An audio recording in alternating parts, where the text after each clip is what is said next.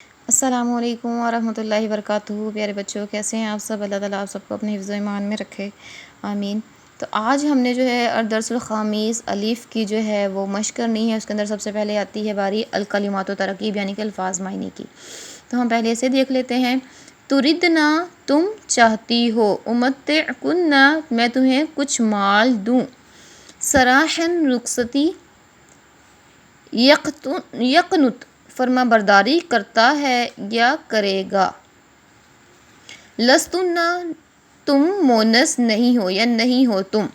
فلا، پس نہ، تخضعن بالقول، پس نہ تم دبی یعنی کہ دبی زبان سے یعنی کہ نرم لہجے میں بات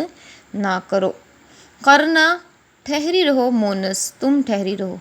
الرجس، ناپاکی کو کہتے ہیں، گندگی کو کہتے ہیں، تعالینا، تم آؤ، اسرحکنا، میں تمہیں رخصت کروں، اعد، تیار کیا، ضعفینی، دو گنا، اعتدنا، ہم نے مہیا یعنی کہ تیار کر رکھا ہے، عدہ سے ہی ہے یہ بھی دیکھیں، اس کے اندر بھی وہی روٹ ورڈز ہیں اس کے۔ ان اتقیتن، اگر تم اللہ سے ڈرتی ہو، لا، نہ، تبرجنا، زینت یعنی کہ سج دھج نہ دکھاتے پھرو، لیذہبا عنکم، تاکہ دور کر دے تم سے یا لے جائے۔ اچھا، اب یہاں پہ میں آپ کو ایک جو ہے گرامر کا ایک اصول میں آپ کو یہاں بتاتی چلوں، آپ نے بھی دیکھا ہوگا،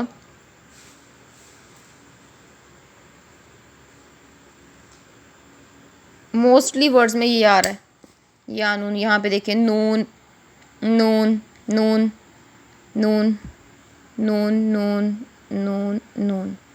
ان تمام میں نون ہے، اور جہاں جہاں پہ نون ہے وہاں پہ جو ہے لفظ مونس، وہاں پہ مونس شو کیا گیا ہے۔ یہاں پہ آپ اس یا کو چھوڑ دیں، نون کو دیکھیں، نون جو ہے نون ثقیلہ ہے اور یہ عورت کے لیے جو ہے استعمال کیا جاتا ہے، اور جہاں پہ نون ہوگا وہاں پہ آپ دیکھ رہے ہوں گے کہ جو ہے وہ مونس کا لفظ استعمال ہوا ہے، تو اس لیے آپ دیکھ لیں کہ جہاں پر نون ہوگا تو وہ جو ہے کس کے لیے لکھا جا رہا ہے، وہاں پر جو سے مراد مونس ہے، جیسے کہ گرامر میں ہوتا ہے ہو ہا ہما ہم ہننا، کا کی کما کم کننا، تو نون جو ہے لاسٹ میں ہر ایک میں آ رہا ہے، ہننا، کننا، ان سب میں نون آ رہا ہے، اور یہ نون کس کے لیے؟ عورت کے لیے،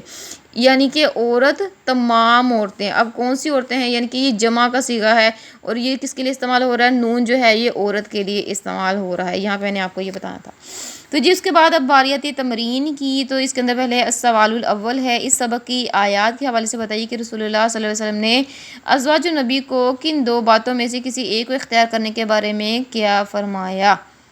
کہ اللہ تعالیٰ نے نبی پاک صلی اللہ علیہ وسلم کی بیویوں کو کن باتوں کو اختیار کرنے میں سے ایک کا بتایا۔ تو جیسے کہ میں نے آپ کو پہلے بتایا تھا کہ ازواج النبی بھی جو ہیں انہوں نے بھی جو دنیا کی زیب و زینت اور مال و دولت کو دیکھ کر یہ نبی پاک صلی اللہ علیہ وسلم مطالبہ کیا کہ رسول اللہ ان کے لیے تو مال و دولت ہے، تو ہمارے لیے کیوں نہیں، ہمیں بھی جو ہے وہ مال و دولت دیا جائے تاکہ ہم بھی جو اپنی زندگی کو جو ہے سکون کے ساتھ اور آسائشوں کے ساتھ گزار سکیں۔ تو اس پر جو ہے اللہ سبحانہ و تعالیٰ نے یہ آیات مبارکہ جو نازل فرما دی کہ نبی پاک صلی اللہ علیہ وسلم اپنی بیویوں سے کہہ دیجئے کہ اگر وہ دنیا کی مال و دینت اور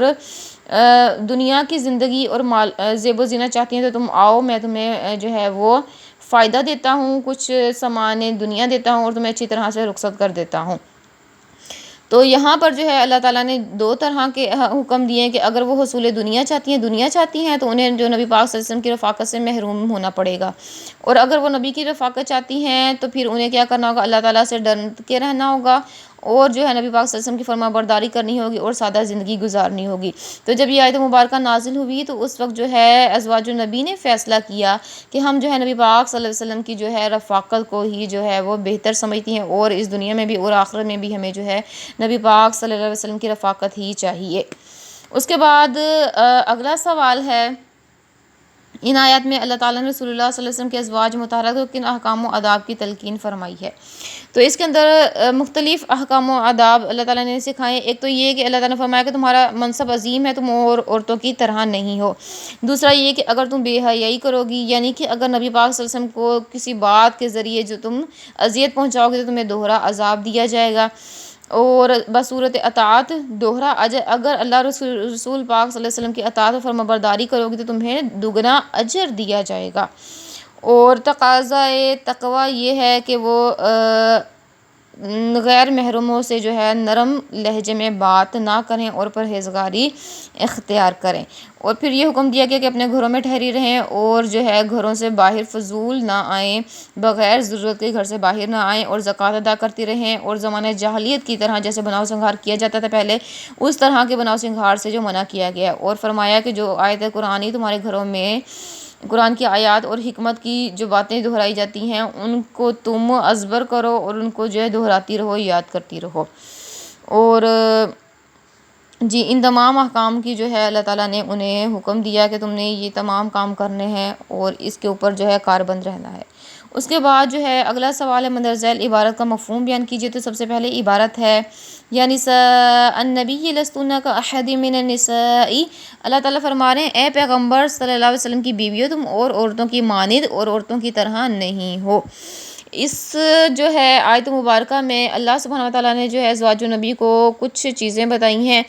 کہ تم اور عورتوں کی مانند نہیں ہو۔ اس کی وجہ کیا ہے؟ ایک تو فوقیت اور فضیلت کی وجہ یہ ہے کہ بسبب رفاقت نبی کریم صلی اللہ علیہ وسلم کے اللہ تعالیٰ نے تمہیں نبی پاک صلی اللہ علیہ وسلم کی رفاقت اور ہمراہی جو ہے وہ عطا فرمائی ہے، تمہیں جو ہے نبی پاک صلی اللہ علیہ وسلم کی زوجیت میں دیا ہے، اس لیے تم اور عورتوں کے مانند نہیں ہو۔ اور دوسرا یہ کہ ام المؤمنین ہیں، نبی پاک صلی اللہ علیہ وسلم کی جو بیویاں ہیں وہ دیگر مردوں کی جو ہیں وہ مائیں ہیں، مرد ہوں یا عورتیں ہوں ان تمام کی جو ہیں وہ مائیں ہیں، ان ماؤں کا درجہ رکھتی ہیں۔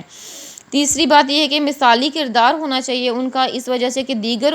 جو عورتیں ہیں وہ جو امہات المومنین سے جو ہے وہ اپنی زندگی میں جو ہے مشعل راہ پائیں۔ اور چوتھا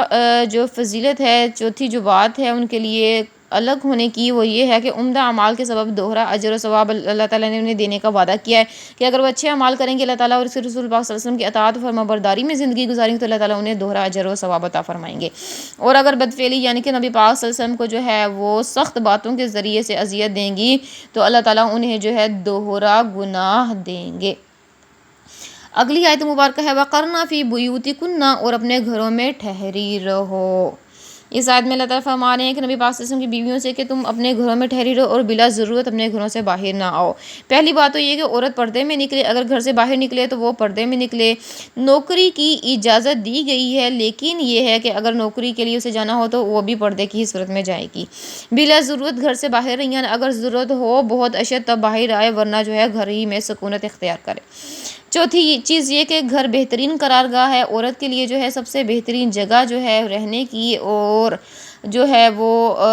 محفوظ ترین جو مسکن ہے وہ عورت کا گھر ہے۔ گھر میں رہنے کا اجر جو ہے حدیث میں آتا ہے کہ اگر ایک عورت جو ہے وہ اپنے آپ کو جو ہے وہ محفوظ اور اللہ تعالیٰ کی اور رسول پاک صلی اللہ علیہ وسلم کی اطاعت فرمانبرداری میں جو اپنے گھر میں رہتی ہے، اپنے آپ کو ہی محفوظ رکھتی ہے تو اللہ تعالیٰ اسے جو ہے وہ مجاہد کے برابر جو ہے وہ اجر و ثواب عطا فرماتے ہیں۔ بے پردہ ہو کر نکلنے کا فتنہ ہے، اور وہ یہ ہے کہ حدیث میں ہے کہ جب ایک عورت بے پرد ہو کر جو اپنے گھروں سے باہر نکلتی ہے تو اللہ تعالیٰ جو ہے وہ اس کو فتنہ بنا دیتے ہیں، اور شیطان جو ہے اس عورت کو مردوں کی نگاہ میں مزین کر کے پیش کر دیتے ہیں، اس طرح سے وہ فتنہ بن جاتی ہے۔ تو اس لیے اللہ تعالیٰ نے یہ حکم دیا کہ اپنے گھروں میں ٹھہری رہو۔ اگلا پوائنٹ ہے وَلَا تَبَرُّجْنَا تبرج جاہلیت الاولیٰ، اللہ تعالیٰ اس آیت مبارکہ میں فرما رہے ہیں اور زمانہ جاہلیت کی طرح تبرج نہ کرو، یعنی کہ اپنی زیب و زینت کا اظہار نہ کرو۔ یہاں پر دیکھیں اور زمانہ جاہلیت کی عورتوں کی مانند اظہار تجمل نہ کرو۔ اب اظہار تجمل کیا ہے جسے تبرج کہا گیا ہے اس آیت مبارکہ میں؟ تو دیکھیں تبرج کیا ہے؟ اظہار تجمل کرنا یعنی کہ زینت کی نمائش کرنا۔ اب یہ ایک مخصوص فعل ہے، یہاں پہ آپ کو بتاتی چلوں کہ جیسے آپ نے دیکھا کہ آج کل برائڈلز جو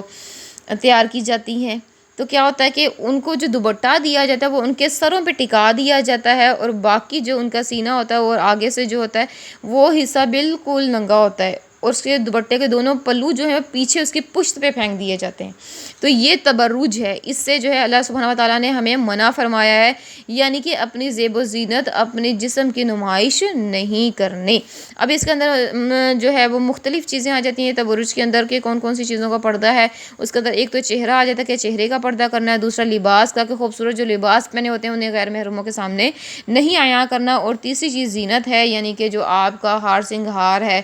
میک اپ ہو گیا یا آپ کی جولری ہو گئی، یا جو بھی چیزیں آپ جو خوبصورت لگنے کے لیے جو اپنے آپ کو اچھا لگنے کے لیے استعمال کرتے ہیں ان تمام چیزوں سے جو ہے اپنے آپ کو جو ہے ان کو